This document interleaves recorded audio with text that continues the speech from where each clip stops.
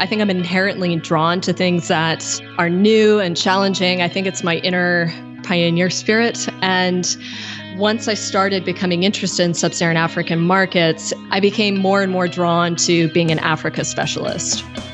Welcome to Career Relaunch, the podcast focused on helping you create a more fulfilling career. My name is Joseph Liu, and I'm here to help you gain the clarity, confidence, and courage to overcome the challenges of making changes to your career so you can do more meaningful work and enjoy your professional life. In each episode, I feature people who have stepped off the beaten path to reinvent their careers and successfully make a major career pivot. We talk through their unique personal stories, the challenges they overcame, and the lessons they learned along the way to help you take the brave steps needed to relaunch your own career. Today, my guest is going to explain how she relaunched her career from being a business journalist to the commercial director of a cocoa and nut exporter in Ivory Coast. We'll discuss what it takes to restart your career in a completely different part of the world and how to thrive even when you're just starting off in a new industry. Afterwards, during today's Mental Fuel, I'll talk about how to understand the center of gravity in your career. Today, I'm speaking with Victoria Crandall, a sub-Saharan African specialist who's passionate about entrepreneurship, disruptive technologies, and agricultural commodities. She's had several career transitions, segueing from business journalism to soft commodity research to commodity trading. Victoria is currently the commercial director of a cocoa and raw cashew nut exporter in Ivory Coast. She's also the creator and host of the Young African Entrepreneur podcast. Now, Victoria is actually our first guest based in Africa, and she's going to share some useful personal anecdotes from her international moves and experiences there that I hope can help inspire you to make some brave moves in your own career. Victoria spoke with me from Abidjan, Ivory Coast. Okay, hello, Victoria, and welcome to Career Relaunch. I'm so happy to have you on the show today. Thrilled to be here, Joseph. So you are our very first guest on this show based in West Africa. So I want to talk about your experiences there in sub-Saharan Africa, the challenges you've tackled reinventing yourself, and your perspectives as someone who's a minority in many ways there in the Ivory Coast. But before we get to all that, can you just kick us off by telling us what you're up to right now in your career and your life?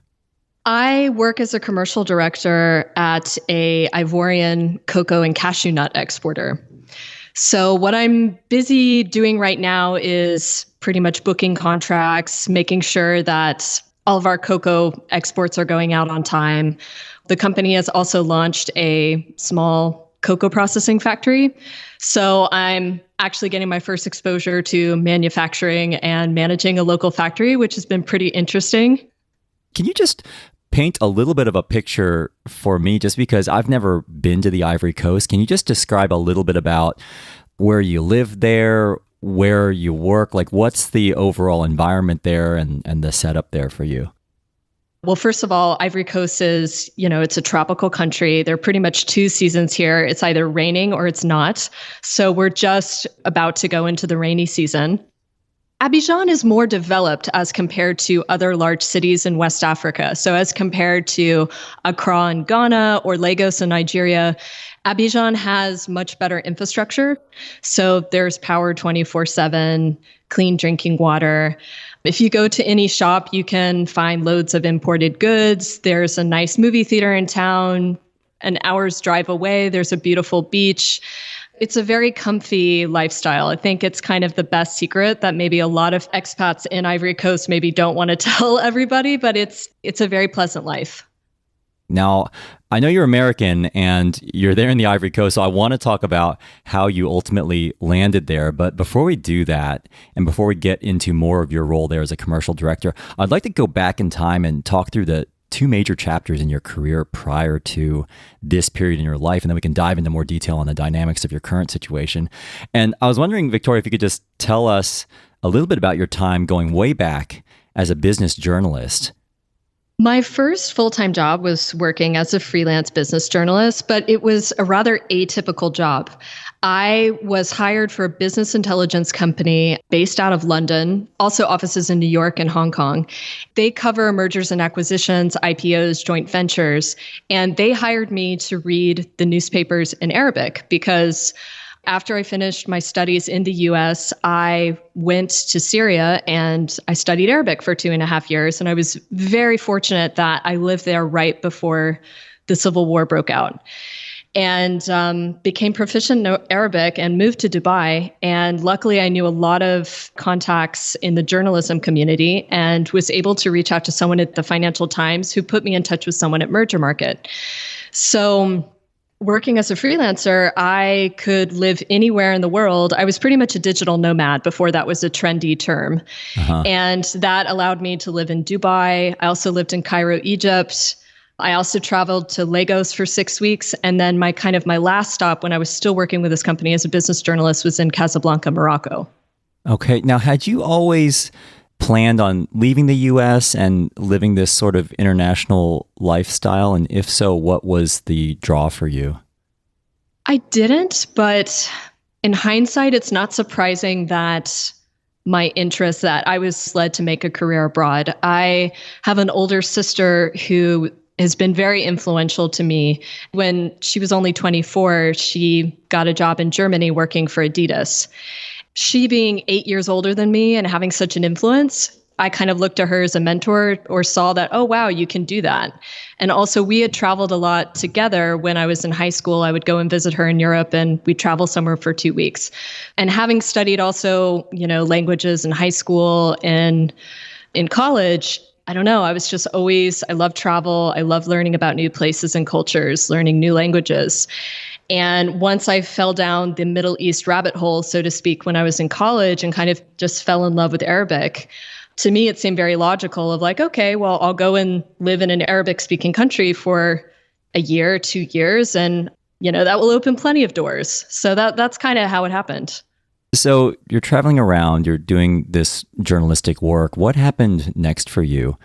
The big game changer was that I became enthralled with Sub-Saharan Africa. Well, specifically with business in Sub-Saharan Africa, because when I was working at this business intelligence company, they gave me the Sub-Saharan African press to cover because no one was really interested in it.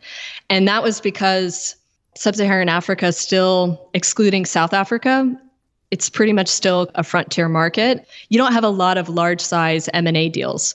So they were like, oh, okay, you take Kenya, Nigeria, and Ghana. And I thought it was fascinating because I think I'm inherently drawn to things that are new and challenging. I think it's my inner pioneer spirit. And particularly reading about Nigeria, I just felt like, wow, like this seems like such a crazy, complicated place, but like so fascinating. And you look at its population size and its natural resources, and it's just like, wow, this place is going to take off at some point. And so once I started becoming interested in Sub-Saharan African markets, and this was also concurrent with all of the political problems in the Middle East, because this was after the Arab Spring, I became more and more drawn to being an Africa specialist. How did you go about becoming a quote unquote expert in that? And what was that journey like for you? I think it's amazing that if you're curious and you're hungry for information, you can become an expert relatively quickly. I tend to be very self-deprecating, so I really hesitate to call myself an expert. But given that there's so much information out there, you can learn a lot very quickly. So I didn't have any business background. I had studied international relations. I was really drawn to politics and kind of always thought I would stay a journalist. Just reading business papers, I was actually able to teach myself a lot. So when I worked as a business journalist, it was kind of an education as well about markets, how they worked, financing. And again, nowhere near an expert, but at least it made me comfortable with the jargon. And I was able to build a network and I think establish credibility pretty quickly. How did you make the transition into working in soft commodity research for a bank? And for those listeners who aren't familiar with the term soft commodities, can you just very quickly explain the difference between soft and hard commodities? Soft commodities are agricultural commodities. Coffee, cocoa, cotton, grains, whether that be corn, sorghum, rice, oil seeds, etc. If you're going to think of other commodities, they tend to be extractives. So it's, diamond, gold, oil, any type of platinum, etc. And I got interested in commodities in a very roundabout way. As I mentioned earlier, I was living in Morocco, and at that point in my life, I felt very adrift. I had taken this promotion as North Africa correspondent and moved to Casablanca, Morocco. And I don't really like North Africa as a region. I don't find it as interesting as, let's say, Sub-Saharan Africa. And for me, it was a pit stop. It was pretty much that, okay, I'm transitioning away from the Middle East and I want to get to Sub-Saharan Africa, but I haven't found that opportunity to kind of take me there yet. I had the good fortune when I was in Morocco working freelance, I could, of course, take other projects. And I was able to take a month-long project that took me to Abidjan. And that was in March 2013, 2 years after a period of conflict.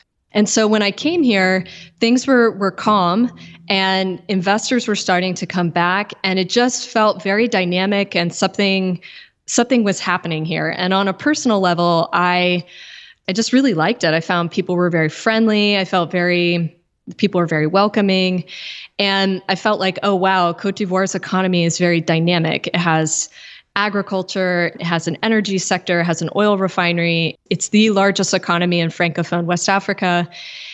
And I'm working on this economic research project. And one of my interviews was with the head of soft commodities research at a Pan-African bank, EcoBank. And I had a very good interview with the head of research. And a couple days later, when I submitted the quotes from our interview, I had also found out just kind of randomly through LinkedIn that they were actually looking to recruit a soft commodities analyst to be based somewhere in Sub-Saharan Africa. So when I submitted the quotes to him, I said, hey, I saw this JD for the soft commodities analyst position, and I'd really like to apply. I ended up getting the job, and 5 to 6 months later, I moved to Abidjan, and I've been here ever since. I guess what's in my mind, Victoria, as I'm thinking about this is if I were to make that kind of a move, both geographically and also in terms of, I guess, the function of my job, I would personally be dealing a lot with what I would call imposter syndrome. Did you feel any of that, or was that not so much an issue for you? Oh, it was a huge issue for me. I've kind of always felt like I was a fraud or at least a misfit working in a bank, because I always felt like, oh, I am like a liberal arts, social sciences type of person and an ex-journalist, and I don't have that credibility. I never did a CFA. I didn't do an MBA. I didn't study finance. And sometimes that would get to me, but most of the time I would just talk myself out of it and be like, hey, you're the one who's here doing the work.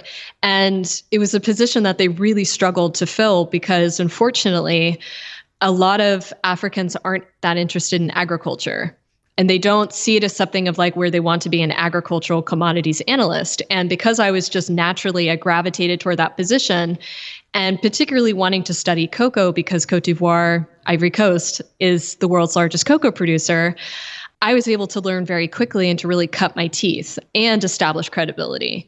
The only way I handled it is that, sometimes you have bad days or you have maybe bad experiences that will trigger or at least make you doubt yourself. But if you look kind of at your body of work and like what you're accomplishing on the day to day, it's like, no, the work speaks for itself. That's really interesting. And I guess you're right. Sometimes you just have to dive in and just give your best shot and know that you've got a reason for being there and there was a reason why they hired you and you deserve to be there. So you're working at EcoBank, and then you eventually make a shift into working in the cocoa and raw cashew nut export business and industry. How did that transition come about for you? That was an interesting one, and one I never would have anticipated, because again, I always told myself, oh, I could never be a commercial trade person, because I always look at traders and it's like, they tend to be men. They're very aggressive. It's a very testosterone kind of. That's what I have in my mind too. Yeah.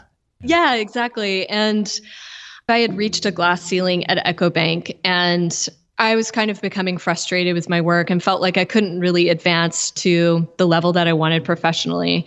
And so I resigned.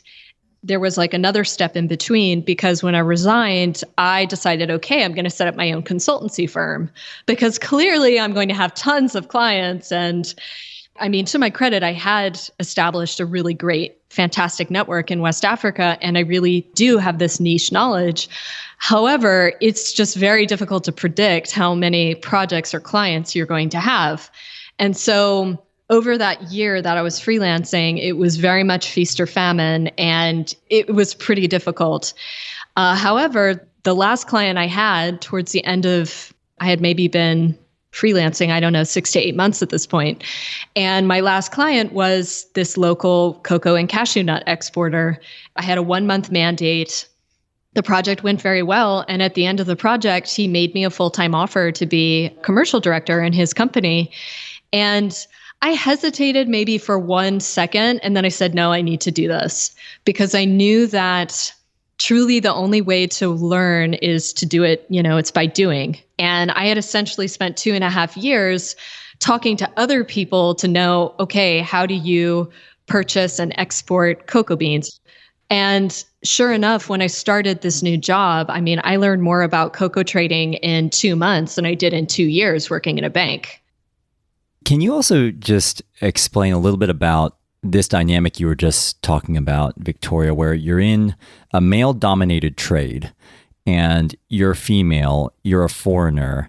What's that like to be, for lack of a better term, a minority in this industry, both in terms of the work itself, but also just geographically there, not being native to the Ivory Coast, in what I'm guessing is driven by a lot of local experts or people who have a lot of tribal knowledge about how things work in that industry?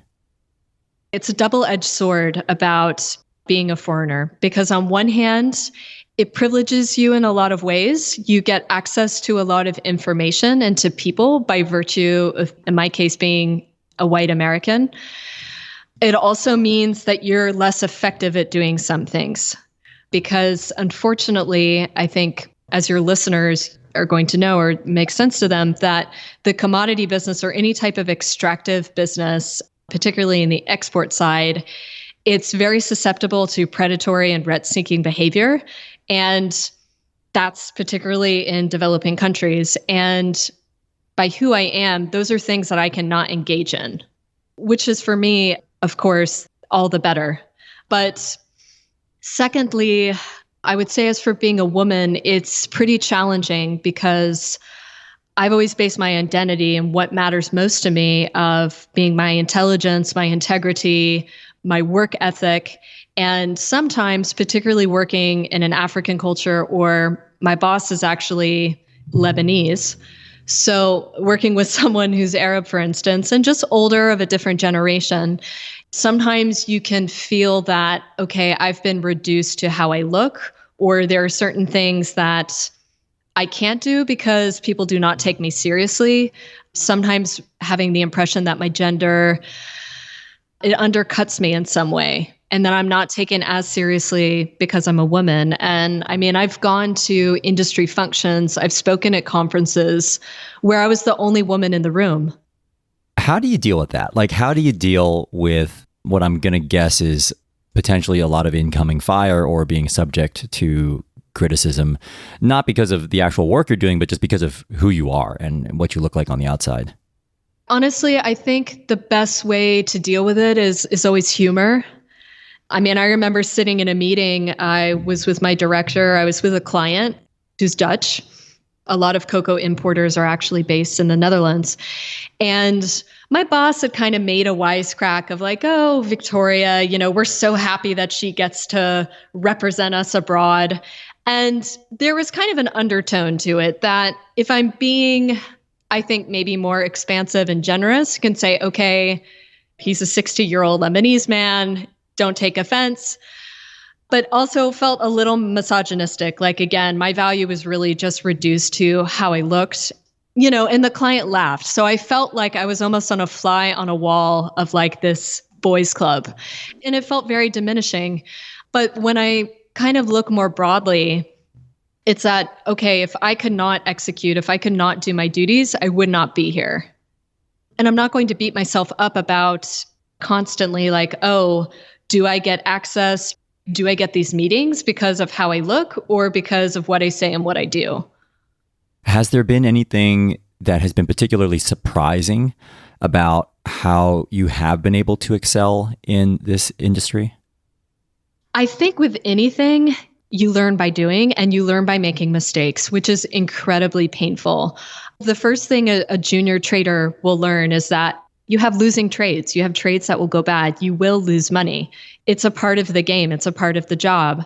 But going through that first losing trade and knowing that, wow, I lost tens of thousands of dollars for my company is really hard to deal with. Mm-hmm. Half of the time, I think people really don't know what they're doing. And there really is a lot of truth to fake it till you make it. You have to be willing to learn on the job, but also to maintain that authority and credibility at the same time. Now, one of the things we talk about on this show is about throwing yourself into unfamiliar environments and finding a way to make it. Is there something about you that you feel has allowed you to effectively navigate the challenge of being in an unfamiliar place, of working in an unfamiliar market, of being a minority in multiple ways in what sounds like a somewhat homogenous workforce? I guess I'm just wondering what you feel is something about you that's allowed you to not only survive, but to actually thrive there. I would say it's experience by now because it's been 10 years. It'll be in May. It'll be 10 years since I graduated from university. And in September, it'll be 10 years since I left the US to establish my career abroad, essentially. And I've lived in so many foreign countries, Syria, Dubai, Egypt, Morocco. Yeah, 5 countries now. That I think I'm just used to my identity really being tied to being a foreigner. I mean, it's like the first word I learn in any new language, it's foreigner, because I want to know when someone's talking about me. Right. So I think it's like anything, it's like any skill. It's the more experience you have, the better you're able to deal with it. And I would say professionally, particularly being commercial director in a very volatile, I think, complicated industry such as cocoa trading, it's really made me realize that no, I am the boss and that I have to make decisions, and I have to make those decisions according to the information that I have at my disposal at the time. And then I'm responsible for them. And that was very scary to me because I had never had that level of responsibility before. And that ultimately, I think, has been the biggest gain of this job. And everything else, I think, honestly, if you treat people with respect, if you have a sense of humor, if you're willing to try new things, learn local language to try to endear yourself to others, that goes a really long way. Before we wrap up, I do have just 2 more questions for you. Well, one is about your career changes, and the other one's just about the cocoa industry in general, just because I'm interested in that. You've obviously gone through many career changes, from journalism to soft commodity research to commodity trading. What's something you've learned about yourself, having been in many situations where you've had to find a way to thrive in these unfamiliar territories? And by territories, I mean that both literally and also figuratively. That I'm much more resilient than I ever thought. That, again, it's like having lived in so many different countries and ones that were very different than the US where I grew up.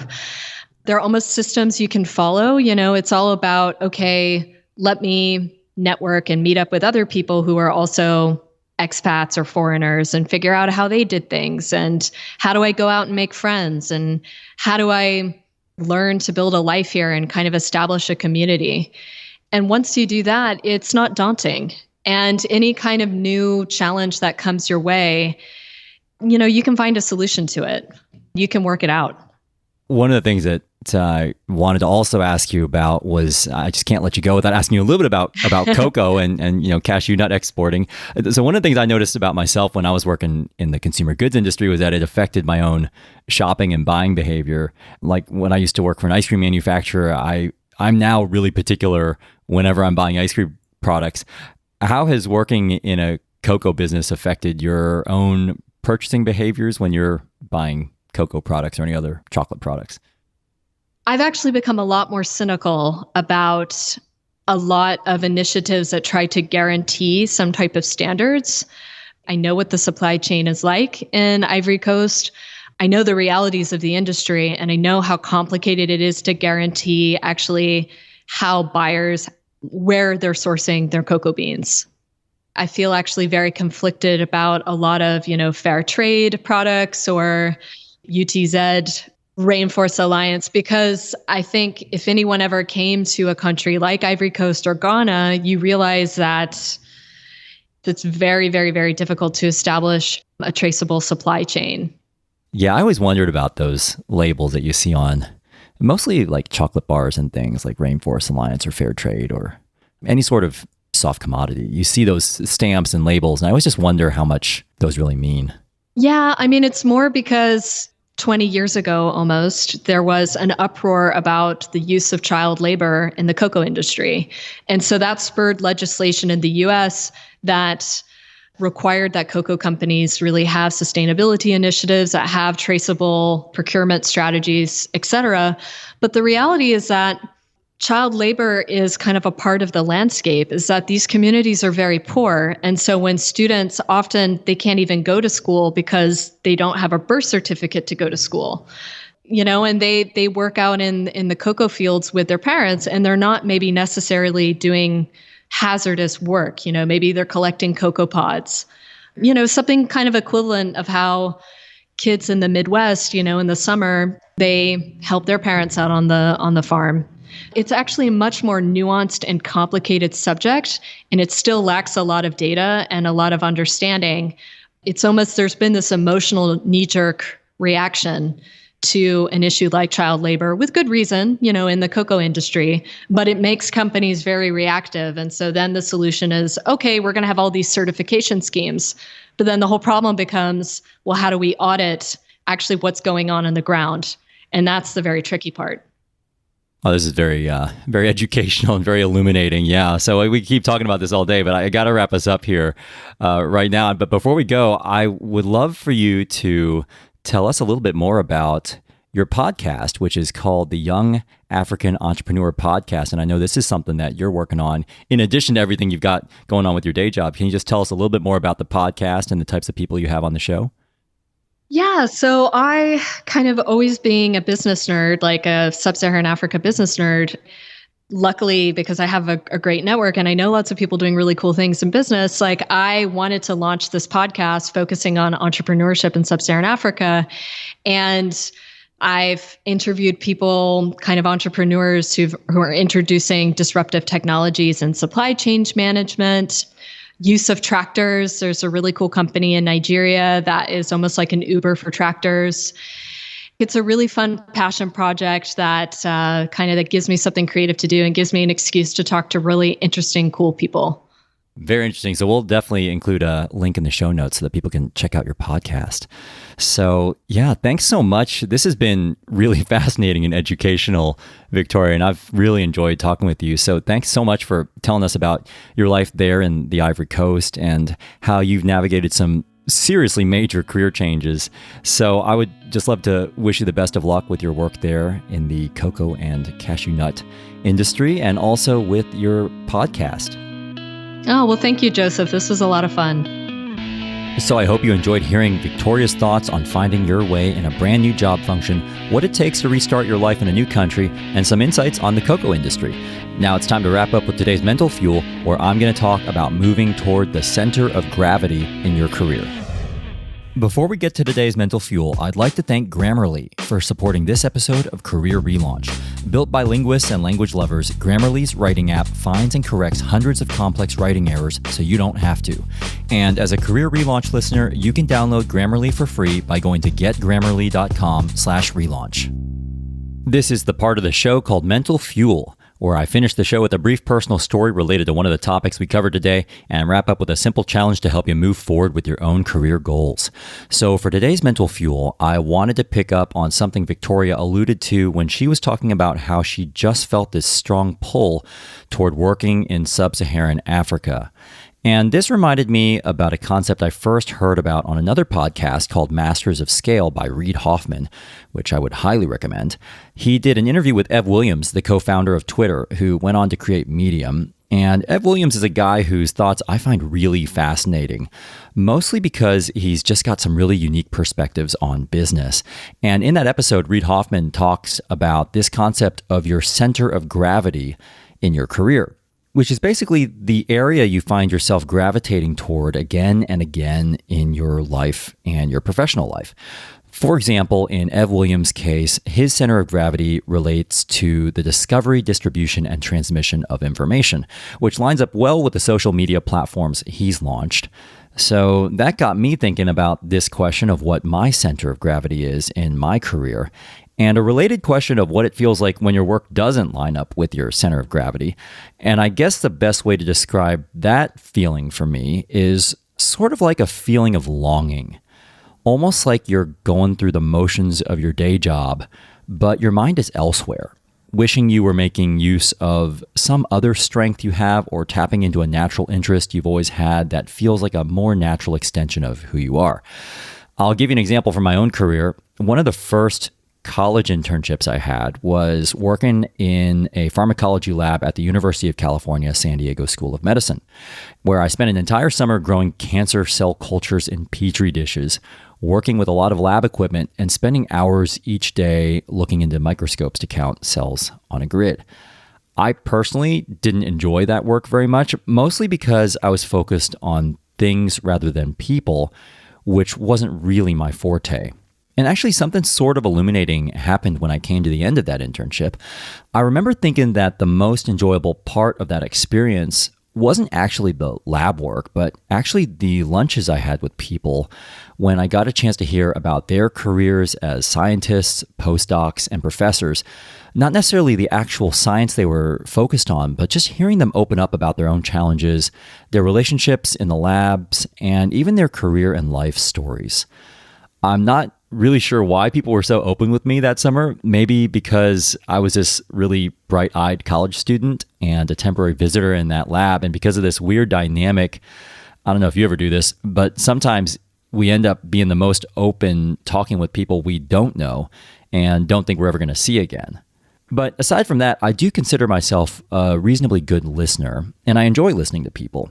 And I noticed this pattern coming up again and again in my career, where no matter what my job was, people seemed to feel comfortable divulging their issues and struggles with me.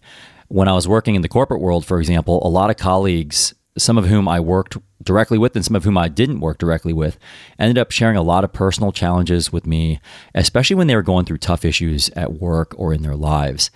And I really enjoyed this feeling of them confiding in me. And I also found myself gravitating toward these people. I actually feel like I'm at my best when I'm talking through someone else's negative issues rather than the positive highlights of their lives, which is kind of interesting. And back in the day, that led me to toy with the idea of becoming a psychologist, which I didn't end up pursuing. So this has been sort of a unifying interest in my life and career, or one of my centers of gravity, listening to others and trying to help them gain some clarity when they're struggling. But listening to others or being a mentor was only an ancillary part of my former jobs. And it wasn't really until I started my own business that my professional work became focused on listening to others, both as a career coach and also as a podcast host. And working in that center of gravity in my career is one of the reasons why I now find my work so gratifying. So I'm talking about this with you because I think it's important to identify your natural center of gravity in your life, with your relationships, and especially with your work. Because if you're like me, when you're operating outside of this center, it can feel a little forced or unsettling. Also, if you're like me, it can take a while to identify your center of gravity, especially if you have a lot of different interests. I guess the way to think about it is to try and figure out the common theme that has unified those interests. So in Victoria's case, that center of gravity was sub-Saharan Africa. In my case, it was something around my natural inclination to listen to others' struggles. If you can identify that unifying skill or interest, or just that consistent tug you're feeling in your career, that can serve as a clue into how you can do work you find more fulfilling. It may not be something that's blatantly obvious. It may just be a constant, quiet thought that kind of nags you in the back of your mind, or a subtle pattern you notice coming up again and again in your career. Try to pay attention to that, because that pull you're feeling may be your professional center of gravity. And your professional center of gravity is often where you can do your most rewarding, gratifying work. This takes me to a quote from Steven Spielberg. When you have a dream, it doesn't often come at you screaming in your face, "This is who you are. This is what you must be for the rest of your life." Sometimes a dream almost whispers.